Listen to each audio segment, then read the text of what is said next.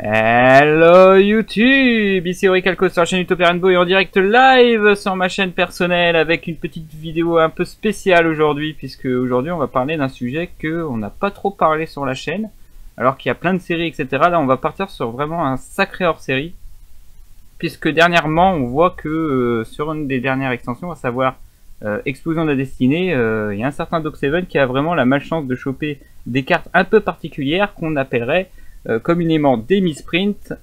Mais voilà, en entendant ça et voyant comment est la carte, j'ai un petit coup de gueule à ce sujet, mais vous allez comprendre pourquoi. Donc j'ai décidé aujourd'hui de vous présenter toutes les misprints en fait que je possède, très exactement, pour vous montrer ce que c'est grosso merdo une misprint, parce que c'est pas la seule fois qu'on retrouve ce genre de carte un peu spéciale et qui est plus ou moins friand en fonction des personnes qui sont intéressées ou non par cette catégorie de cartes plutôt hors sujet et plutôt tabou par Konami. Vous allez comprendre pourquoi. Et qui dit collection un peu de misprint dit forcément un classeur. Alors pour la première fois, je vous montre un classeur qui fait partie de ma collection.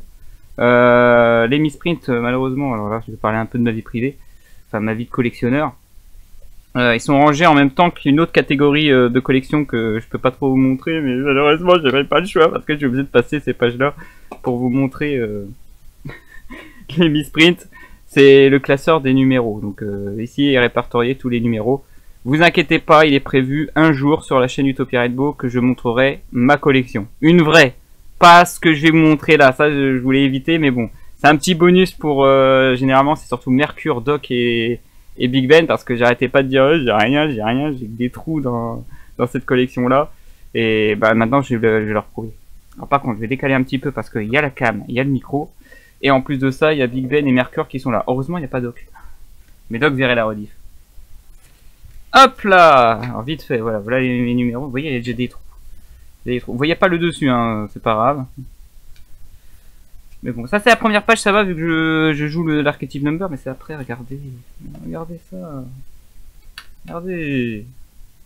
C'est une horreur. C'est une horreur, toutes les pages sont comme ça. Regardez, oh.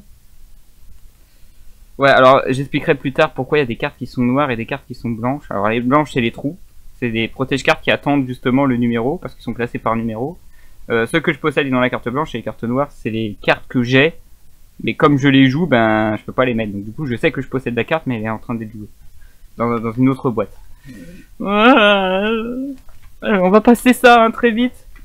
Ça c'est pas encore trié en plus, c'est dégueulasse. Et voilà, on y est. Les fameuses misprints, les petites cartes sympatoches. Je vais remettre un petit peu devant parce que je vais pas vous tout montrer, parce que ça en plus, rien que cette page là c'est la même catégorie de misprint. Enfin j'appelle pas vraiment ça des misprints. Vous allez voir, parce que moi en fait les misprints je les classe en deux grandes familles. Donc parmi les deux familles nous avons ce que j'appelle ceux à défaut de fabrication et les vrais misprints. Pour moi c'est des misprints. Donc comment je différencie moi, parce que après c'est arbitraire tout ce que je vais vous dire, comment moi je différencie un défaut de fabrication d'une misprint, bah, c'est très simple, je vais vous montrer déjà ce que c'est une carte à défaut de fabrication. Hop, donc voilà. Donc ça c'est la catégorie. Alors, on va voir si on voit bien. Est-ce que vous voyez bien le problème qu'a cette carte?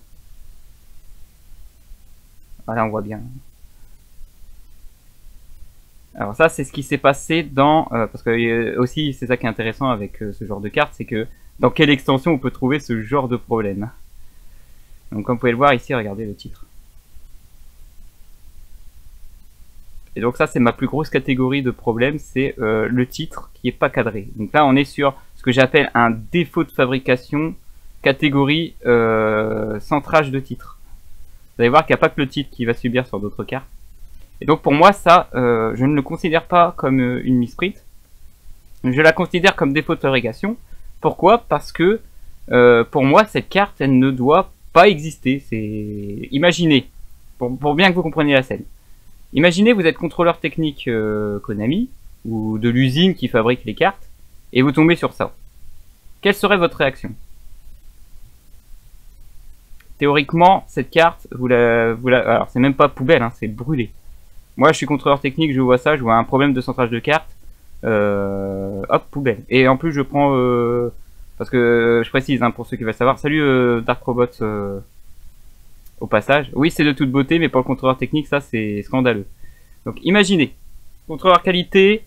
Alors après c'est que des théories, hein. J'ai pas vraiment été dans les usines quoi que ce soit, mais j'ai déjà vu des contrôleurs de qualité, ça y a pas de problème. Eux ce qu'ils font c'est, ils voient des palettes, ils ont une session à vérifier, ils vont prendre ce qu'on appelle un échantillon. Et quand je dis échantillon c'est très simple, ils vont prendre une palette, ils vont prendre un carton qu'il y a dans la palette, ils vont l'ouvrir, ils vont prendre un display quelque part dans ce carton, un autre display un peu plus dans le fond, et là ils vont se faire leur propre opening, petite ouverture comme ça. Et là, leur but, c'est, avec tous leurs accessoires, ils ont des règles et tout, ils vont vérifier si le texte correspond, le titre, et si tout est bien centré. Donc l'artwork, tout ça, le code, etc. Voilà, ils vont vérifier ça pendant tout leur échantillon. Et dès qu'ils ont un truc comme ça, théoriquement, c'est toute la source qui est brûlée. La carte, le display qu'ils ont vérifié, et toute la palette s'il le faut. Parce que pour eux, en plus si c'est récurrent, parce que là c'était dans tout le display, c'était comme ça, donc c'est encore pire. Du coup, poubelle, brûlée. Et donc c'est pour ça que ça je considère plus comme un défaut de fabrication qu'une misprint. Mais bon après on entre dans la grande école des misprints. Hein. Donc ça évidemment c'est une carte qui est passée entre les mailles du filet. Et donc nous on est très contents d'avoir ce genre de carte qui arrive. Parce que pour ceux qui sont friands de misprint, tomber sur des trucs comme ça, ben, ça fait plaisir. Parce que c'est juste pour bien se foutre de la gueule de Konami qui a laissé passer ça. Et je précise que c'est de plus en plus fréquent ce genre de problème. Hein. Vous allez voir que j'en ai pas mal des récentes qui sont trop bien. Que j'étais chez le coiffeur. Excusez-moi, il y a le chat qui vient s'en regarder, ils ont vu. Ouais, par rapport à la vidéo de la semaine dernière, j'avoue. Il y a des cheveux qui sont tombés. Il y a une misprint, il y a une tondeuse qui est passée là. Donc voilà, et là vous pouvez voir, donc ça c'était dans Bataille des légendes 3. Avec justement la sortie des guêpes de bataille, des bonnes aventures, tout ça. Et j'ai plein de pages comme ça parce que c'est tout un display. Il y avait des displays complets qui avaient ce problème-là. Donc ils ont tous le titre un peu plus bas que prévu. Alors il y en a qui sont des évidentes, il y en a qui sont moins évidentes. Donc je vais laisser passer ça. Je vais vous montrer une autre catégorie de ce que je considère comme défaut de fabrication. Donc là même les magies, hein, regardez. Je vais vous montrer d'ailleurs une petite différence. Voilà, en voilà une autre. Là c'est pour les magies, donc pour dire que tout le display a été touché. Donc là c'est un Sky Striker. Hein. Manœuvre post-combustion, le titre est légèrement en dessous. Donc là on est vraiment sur le gros défaut quoi. Ici le défaut est moins, mais elle existe quand même.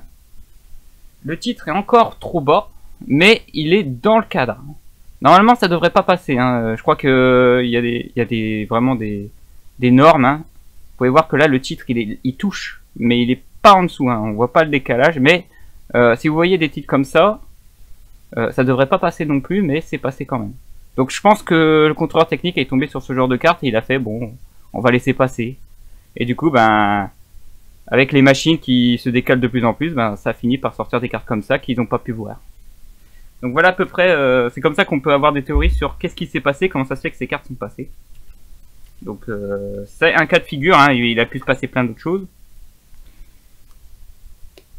Ensuite, alors ça c'était une des catégories, j'en ai une autre, alors celle-là elle est assez drôle. Je vous montre la première, non, je vais peut-être vous montrer l'autre en premier, parce que j'ai les deux. Alors ici on a, il ne peut n'y en avoir qu'un, en super rare, extension EXPO. C'est ça, c'était où? FO, pardon, EXFO. C'était la première édition de Only One, il me semble. Hop, alors, est-ce que vous essayez de trouver où est le défaut ici? Il faudrait que ça soit en train de discuter sur le chat. Je vous laisse un peu de temps quand même pour ceux qui sont sur le chat. Hein. Je vais les faire jouer un petit peu aussi. Pour ceux qui regardent la redif, vous pouvez appuyer sur pause. Alors, c'est un défaut de fabrication. Hein. Moi, je considère pas non plus comme une misprint. Les gens peuvent le dire misprint, mais pour moi, c'est un défaut. La description de la carte. Alors, je vous montre la description. Alors, je vous spoil un peu, même si on voit pas très bien. C'est pas au niveau de la description que ça va pas, en fait. C'est ailleurs. Je vous remonte un petit coup le haut. On a bien une piège continue, vous inquiétez pas, c'est bien une piège continue. Vous allez voir qu'il y aura des cartes, il y aura ce petit souci. Le cadrage, non, c'est pas un problème de cadrage. Je vous montre un coup toute la carte, c'est peut-être un peu plus évident, mais je crois qu'il y a l'ombre qui gêne un petit peu, mais... Alors, ça réfléchit. Je pense que pour ceux qui ont appuyé sur pause, ils l'ont peut-être vu, là. tout cas, on pourra profiter de la GoPro d'Araka qui est super sympa. Le truc rouge, en bas. Ouais, ça se passe en bas. Ça se passe en bas. Attention. Il y a la lumière qui gêne un peu. C'est la pastille. Ouais, c'est là. Ma pastille, elle est pas bien, là. Vous voyez, il n'y a pas la pastille en bas à droite et c'est retrouvé à moitié en dessous, là. Donc, qu'est-ce que je fais, moi, quand je dois montrer l'authenticité de la carte? Quand la pastille, elle est presque pas là. Ah, parce qu'il peut y avoir des problèmes de marquage de carte, ça j'expliquerai aussi, hein, vous inquiétez pas. Donc voilà, là aussi vous êtes contrôleur technique, vous voyez ça théoriquement brûlé. Hein. La carte elle devrait pas exister, donc pareil. Hein. Donc là je la considère défaut de fabrication, catégorie pastille. Manque de pastille ou pastille décalée. Et là ce qui est rigolo c'est que vous voyez ici, il y a une moitié de pastille, je vais vous montrer l'autre moitié. Elle est là l'autre moitié. Vous voyez un overtext, regardez en bas.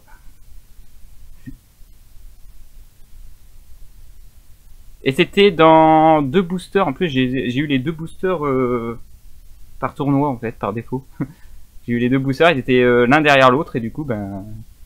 Alors je pense pas vraiment que ça soit la même pastille, hein, mais bien on a 2 cartes super rares. J'ai une moitié de pastille là, j'ai l'autre moitié sans la pastille de l'autre côté. Donc il est possible que ce soit quoi. Après, je sais pas comment sont fait les planches, parce que je rappelle que les cartes, si ça fait comme Pokémon, surtout dans les premières éditions, c'est pas des cartes qui sortent tout de suite, c'est des planches en fait. Des planches dans lesquelles ils dessinent les cartes et après il y a la découpe à la fin. Et donc là, ben la pastille, là j'en ai 2 là, elle est plus qu'authentique cette carte. Et c'est un overtext. En plus, le plus drôle c'est que là ce sont des cartes qui sont jouées quoi. Le Only One et le overtext, Dino, y a pas de souci. Donc là encore pareil, défaut de fabrication, je suis contrôleur technique, je vois ça, ça ne passe pas. Je vais vous montrer une petite dernière que j'ai eue au niveau des défauts. Un peu plus difficile, hein. Je l'ai pas vu au premier coup d'œil, mais ça se voit quand même. J'ai un Terror Taupe. Alors ça, c'était pas pendant mon ouverture, j'ai ouvert un autre display. Et ça, c'est justement la collection légendaire synchro, le synchro avec les nouveaux supports, l'Irelux, etc. Donc là aussi, il y a eu un petit souci sur certaines cartes. Il était bourré, ça arrive. Ouais. L'erreur est humaine, hein. On voit que les contrôleurs techniques, c'est vraiment, c'est pas que des machines, c'est aussi... la découpe à gauche, ouais, gagné. Parce que j'ai mis mon doigt, mais effectivement c'est ça le souci. Le côté là de ce Terror Taupe est beaucoup plus large, ce qui fait que du côté droit, la découpe est très très faible. Alors il y a deux grands facteurs. Donc là on est sur encore une fois un défaut de fabrication que je dirais catégorie cadrage de carte. Donc la carte a mal été découpée. Et ce qui est intéressant avec ce genre de carte, alors sachant que j'ai aussi dans le même genre hein, en commune, j'ai le Takenobo, le Taketon Board vitesse Ruide aussi qui a été touché. Il a le même défaut. Et ce qui est bien, c'est que au niveau du cadrage de la carte, on découvre que la pastille elle est mise avant la découpe. Moi j'aurais cru que la pastille aurait été mise après, parce que la pastille elle est bien placée. Hein. Si la pastille aurait été placée après la découpe, elle aurait été un petit peu sur le i de Konami normalement. Donc voilà, c'est ça qui est bien avec ce genre de défaut, c'est qu'on voit à peu près l'ordre de fabrication des cartes, etc. C'est ça que je voulais vous montrer. Donc voilà, même dans les extensions les plus récentes, c'est ce qui arrive. Et justement, j'en avais parlé. Et j'ai eu droit aussi, mais vraiment très bénin, moi, comparé à Doc7. Doc7, lui, il a eu un défaut de fabrication sur ses cartes. Parce que moi, j'appelle ça des défauts de fabrication aussi, parce que c'est le genre de truc que, comme j'ai dit, au contrôle technique, ça passe pas, ça dégage. C'est au niveau de la fermeture des boosters. On a découvert sur son deuxième, parce qu'il l'a eu 2 fois. On a eu une fois sur le Yu-Gi-Show, dans lequel on voyait des cartes sur le dessus qui étaient, enfin une carte sur le dessus qui était rognée sur le dessus, alors qu'il était en train d'ouvrir les boosters. Moi j'ai eu le droit sur une seule carte, mais c'était juste un trait, je vous l'avais montré la semaine dernière, donc je vous invite à regarder l'épisode de mon ouverture sur le explosion de la destinée, dans lequel il y avait une carte commune rituelle qui avait un petit trait, mais c'est juste un trait, du coup ben je la considère pas vraiment comme défaut de fabrication, je considère juste que c'est accidentel quoi, c'est pas au point de vouloir garder la carte. Donc je me dis tiens, bizarrement dans cette extension il y a un petit souci avec les machines, et en fait le pourquoi a été montré par Doc7 dans une autre de ses vidéos. Il semblerait que c'était quand la machine ferme les boosters, il y a des cartes qui dépassaient, du coup ça pouvait niquer le dessus de la carte. Et pire encore, ce qui est arrivé à Doc 7, c'est que la carte elle a été découpée et l'autre morceau s'est retrouvé dans le display, à l'extérieur du booster. Donc lui il a eu la totale sur la carte, heureusement c'était une commune, après.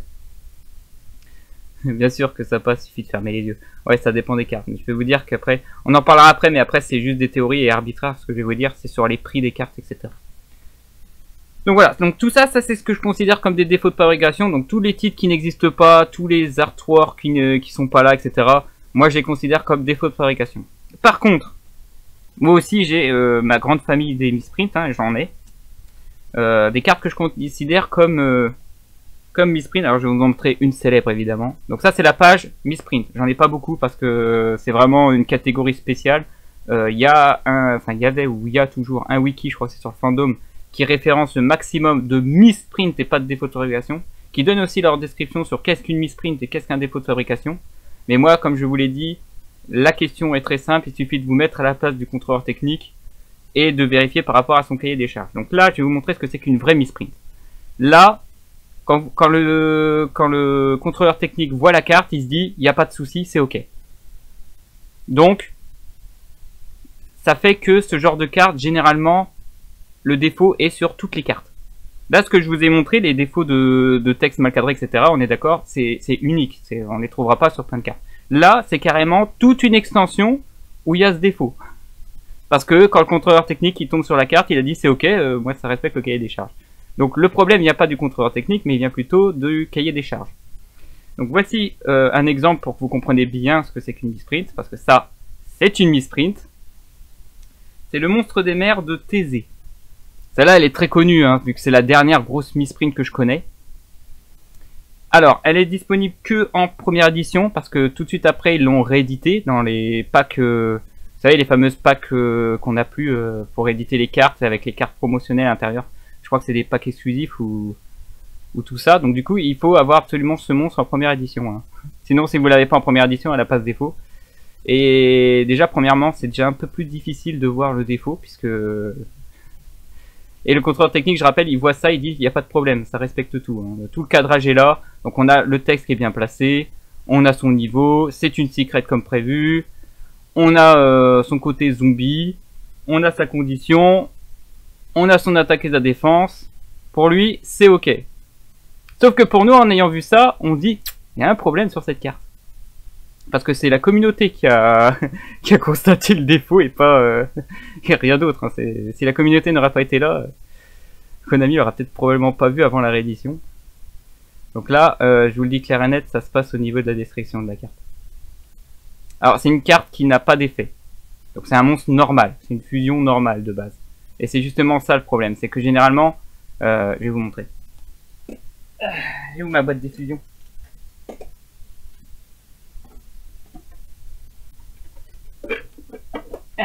Non, ça c'est 5 euros. Qu'est-ce qu'ils foutent en dessous de la boîte des fusions? Excusez-moi, j'ai un petit problème de rangement de collection. Ok. Hop.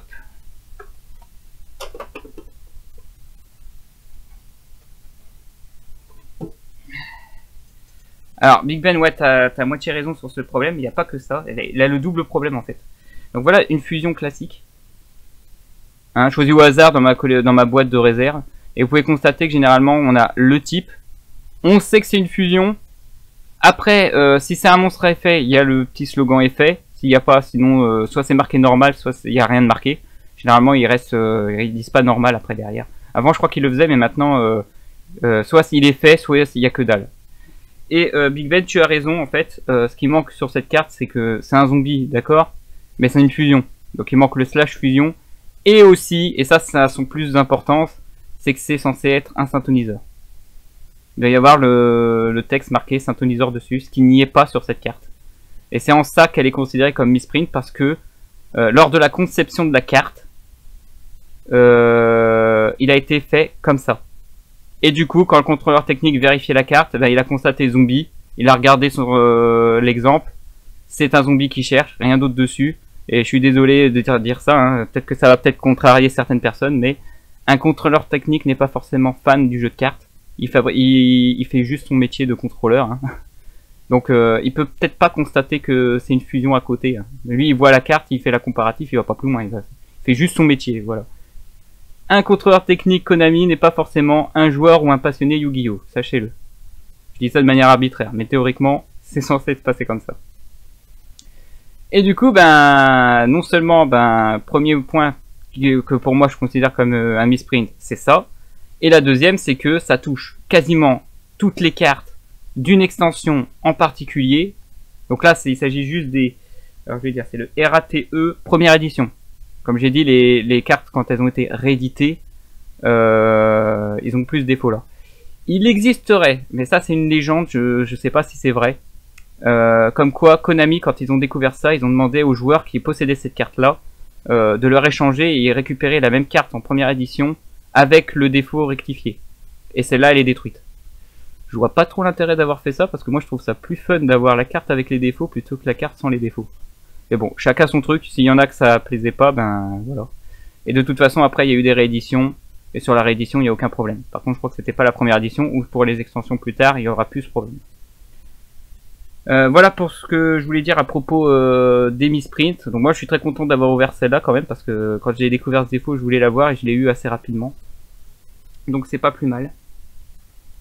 Et donc évidemment, ce changement peut notamment changer les propriétés de la carte. Donc là, on sait même pas que c'est un syntoniseur. Autant fusion, on voit la couleur, mais syntoniseur, ben c'est important. Si je veux faire une synchro, ben je peux pas l'utiliser comme non syntoniseur. Alors une autre carte. Alors là, c'est un peu plus compliqué. Je crois que en règle générale, elle n'est pas considérée comme misprint, mais moi je la considère comme misprint parce que là, pareil, un constructeur technique, il voit ça, il s'en fout. Peut-être qu'il parle pas français, parce que là, le défaut, il est extrêmement difficile. Et il faut savoir d'ailleurs, petite anecdote, que c'est même pas moi qui a découvert le défaut de cet Evolzar. Et ça touche tous les Evolzar qui sont CT09. En édition limitée, hein, c'est marqué, édition limitée.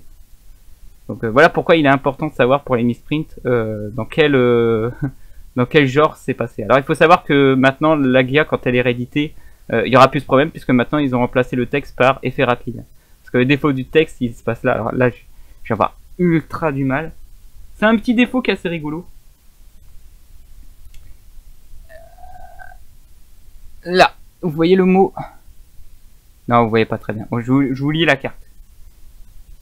Alors, deux monstres de type dinosaure niveau 4, ça va. Donc, durant le tour de chaque jour, lorsqu'un ou plusieurs monstres vont être invoqués normalement ou spécialement, ou qu'une carte magie piège est activée, vous pouvez détacher 2 matériels excises, annuler l'activation, l'invocation ou l'activation, pardon, et si vous le faites, détruisez la carte. Durant le tour de chaque jour. Il manque un E et un U sur joueur. Je ne déconne pas, regardez, vous voyez les 4 lettres là, au milieu? J-O-U-R. Je suis désolé, hein, j'ai pas le focus, j'ai pas encore réussi à trouver moyen de mettre le focus sur la GoPro. Mais sur la description, il est marqué durant le tour de chaque jour. Et ça, c'est tous les Lagia comme ça, hein. Sans exception. Tous les Lagia CT09, j'ai revérifié sur internet. Quand vous regardez Evolzar Lagia CT09, vous regardez l'image sur le Google, c'est le même truc, hein. Je vous mens pas. Donc c'est pour ça que je la considère comme misprint, parce que voilà, c'est passé entre les mailles du filet, mais dans le sens où le contrôleur il voit ça, il fait jour, ouais. Ça reste français, jour, hein. Ça a aucun sens sur la signification de la carte ou l'effet en lui-même, mais bon, comme si une partie ça durait plusieurs jours, quoi. Après il y a peut-être des joueurs qui font ça sur plusieurs jours, hein. Il y a bien eu du Monopoly ou des jeux d'échecs comme ça. Allez, un petit dernier pour la... Ah non, encore deux autres. Encore deux autres parce qu'il y en a un, c'est un peu spécial, c'est Made in France. Alors ça, on est un peu plus vieux, hein, c'est assez connu comme petit défaut. Alors j'aurais peut-être dû sortir les cartes du pourquoi ce défaut a eu lieu. Et donc là, pareil, c'est une misprint. Vous la verrez sur toutes les cartes comme ça, donc tous les Metalmorph qui sont Premium Pack, non, c'est PP01. Donc c'est les Premium Pack, elle est en super rare. En fait, ce Metalmorph, on peut avoir une explication, donc c'est une théorie, mais l'explication est très simple, hein. En fait, c'est la première fois qu'on a ce Metalmorph sous cette forme, elle existait sur une autre forme. J'aurais peut-être dû sortir la carte, que je possède en plus, mais elle est dans son classeur un peu spécial, donc je peux pas la sortir. Mais entre la sortie de son artwork alternative comme ça et la version d'avant, il existait une autre carte qui s'appelait Metalmorph Rare. Et le Metalmorph Rare a quelques petits changements. Donc au niveau de l'effet, ça n'a pas changé. En plus, c'est pas une première édition, donc ça arrive dans toutes les cartes sans exception qui sont de cette extension. Et le petit défaut du Metalmorph, c'est que si vous avez la précédente, il y a la petite pastille continue qui ne devait pas exister. Donc on est parti d'une piège classique à une piège continue parce que cette carte ressemble en fait, comme j'ai dit, à Metalmorph Rare. Et Metalmorph Rare est une piège continue. Alors que le Metalmorph, c'en est pas une. Voilà. Et du coup, comme j'ai dit, voilà, vous êtes contrôleur technique. On vous demande d'avoir la carte comme ça, avec la pastille. Vous vérifiez, la pastille est, ça passe. Voilà, c'est aussi simple que ça. Et du coup, tous les Metalmorph Premium Pack ont ce défaut. Sans exception. Parce que c'était prévu pour. C'est pas un truc qui était pas prévu et qui est passé entre les mailles de filet. Donc voilà. C'est tout ce que je voulais dire justement pour recadrer ma définition de ce que c'est que les cartes misprint et les cartes défaut de fabrication. Que aujourd'hui, plus ça va, plus on a le vocabulaire que même eux sont considérés comme des misprints. Je vais vous montrer un petit bonus. Alors par contre, je vais aller le chercher vite fait. Parce que j'aime bien critiquer cette carte. J'aime bien m'énerver dessus. Parce que elle est tombée. Alors j'ai pas les versions rééditées pour savoir si ça a été fixé, mais vous allez voir un truc assez rigolo.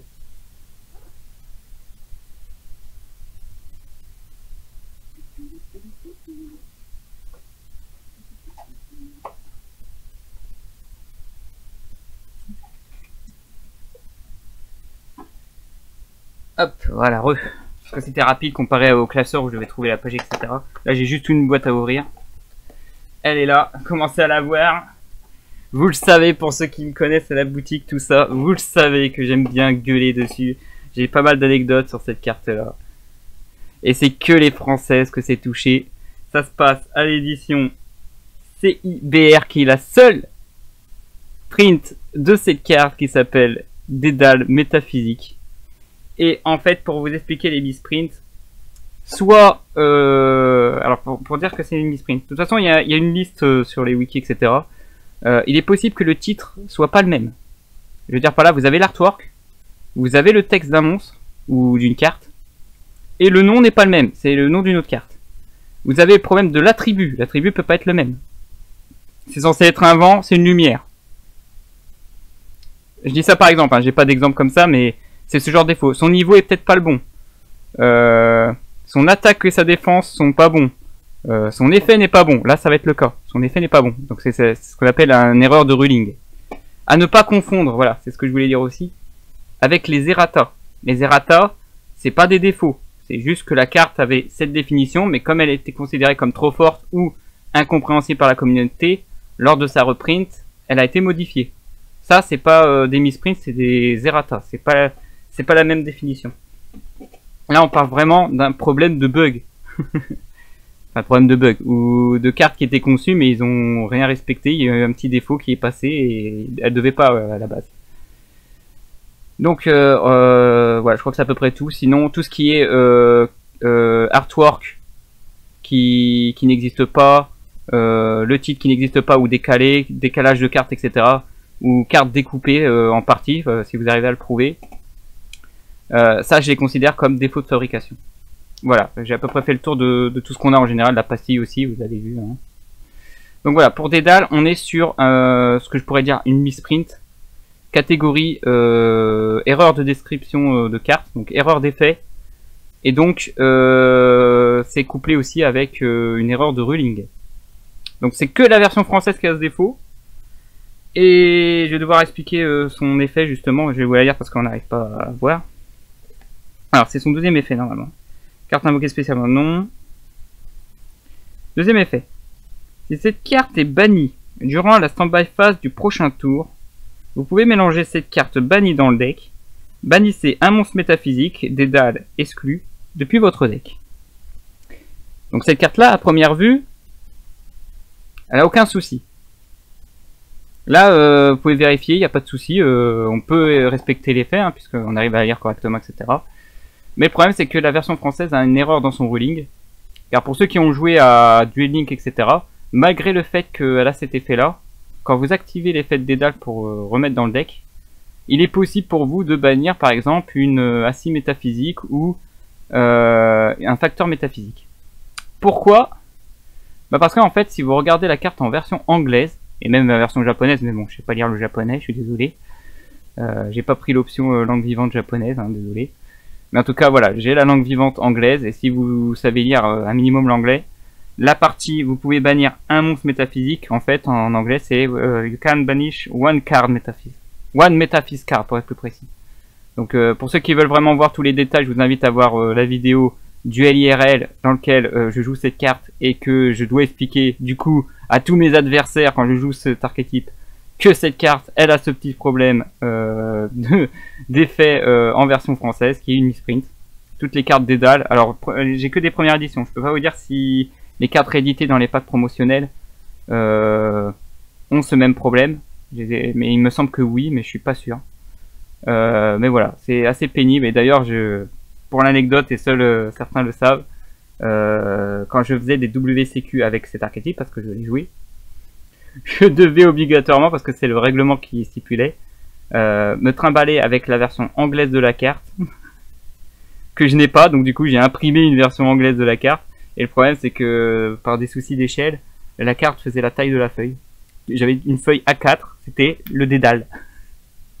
Et du coup, je me retrouve à me trimballer cette grosse papier et cette carte en géant qu'il faut prendre toute une page, juste pour, au cas où, expliquer que dédale a ce problème, quoi. S'il vous plaît, rééditez cette carte, mais de manière correcte. C'est pas une erreur d'errata, c'est une misprint, ça. Pas faut confondre, par exemple, comme j'ai dit, avec... Alors, Zero Boros, je crois qu'il y a eu un Zero Boros qui a eu ce même problème, mais je sais plus si c'est un misprint ou si c'est une erreur avant d'avoir été fixé. Firewall a été erraté, donc effet trop fort, on a modifié son description, par exemple. Et etc., etc. Je veux dire, il y a toujours eu des soucis là-dessus. Évidemment, il y en aura toujours, hein, on attend les prochaines extensions avec impatience là-dessus pour voir si des cartes auront des défauts ou pas. Mais voilà, précision concernant les cartes, surtout à défaut de fabrication, l'erreur est humaine, et pour certains on est extrêmement content d'avoir ce genre de cartes buggées, parce que ça fait des bons souvenirs que parfois les cartes, ben voilà, ça peut pas être que Yu-Gi-Oh! Ça peut tomber sur n'importe quel training card game, hein, ça y a pas de souci. Moi j'essaye de garder de côté les petites perles, les plus gros défauts possibles, hein, même si c'est difficile, hein, il y a des moments, des cartes au premier coup d'œil, vous pouvez pas les voir. Donc du coup, avant de terminer là-dessus, on va parler maintenant des prix des cartes. Parce que c'est bien d'avoir une carte misprint, mais est-ce que ça a de la valeur ou pas? Grosso merdo, ça dépend de la carte. En vrai, ça dépend de la carte. Ça dépend de son défaut aussi. Et surtout, deux autres choses. Parce qu'après, il y a différents cas d'école. C'est, première question, est-ce que la carte reste jouable malgré tout? Parce que, comme j'ai dit, je vous invite vraiment à regarder la vidéo sur Doc7 sur sa deuxième ouverture, Explosion de la Destinée. Parce que sa carte, elle a été découpée à cause de ça. Du coup, elle est injouable. Et je crois que dans le Yu-Gi-Oh! La carte qui a des défauts comme ça, avec les traits dégueulasses, qui fait que le dessus a été rogné, elle ne peut pas être jouée en compétition. Elle peut pas être jouée tout court parce que y a des cartes, à cause de leurs défauts, peut avoir ce qu'on appelle un marquage de cartes, et du coup ça peut être pénalisant de jouer ce genre de cartes en tournoi. Par exemple là, le monstre des mers de Thésée, bon ça va, c'est pas un défaut à proprement parler, c'est juste ça qui a changé. Vous en parlez avec le judge pour voir si ça passe quand même, hein, n'hésitez pas. Donc voilà. Donc la première question, si elle est jouable, généralement, elle a au moins sa valeur que comme si elle n'était pas en misprint ou en défaut. Par contre, ceux qui ont ce défaut et qui sont injouables, parfois elles perdent de la valeur. Mais ça dépend, comme j'ai dit. Donc deuxième classe, voilà, ça dépend avec qui vous voulez échanger la carte avec défaut, parce qu'il y a des gens, ils sont friands de ça. Donc ça se négocie, quoi. C'est vraiment des cartes qui sont négociables. Je peux pas vous donner des vrais tarifs à proprement parler, mais à vue de nez, sauf grosse exception, une carte qui a un défaut de fabrication ou un misprint peut avoir une valeur comprise entre 0, je déconne pas, elle peut plus rien valoir, la carte elle a un défaut tellement énorme que voilà, elle est non seulement injouable mais en plus elle est dégueulasse, donc c'est mort. Limite, on sait même pas quelle carte elle est censée représenter, ça c'est encore pire. Donc c'est possible qu'elle valent rien du tout. Et elle peut monter jusqu'à, on va dire, comme j'ai dit, je dis ça de manière arbitraire, jusqu'à 2 fois la valeur qu'elle valait si elle était sans défaut. Sans problème, sans rien du tout. C'est théoriquement les tarifs. Après, il y a quelques exceptions parce que, comme j'ai dit, ça dépend d'énormément de paramètres. Il est possible qu'il y ait des cartes qui ont des défauts, mais qui racontent une histoire, etc.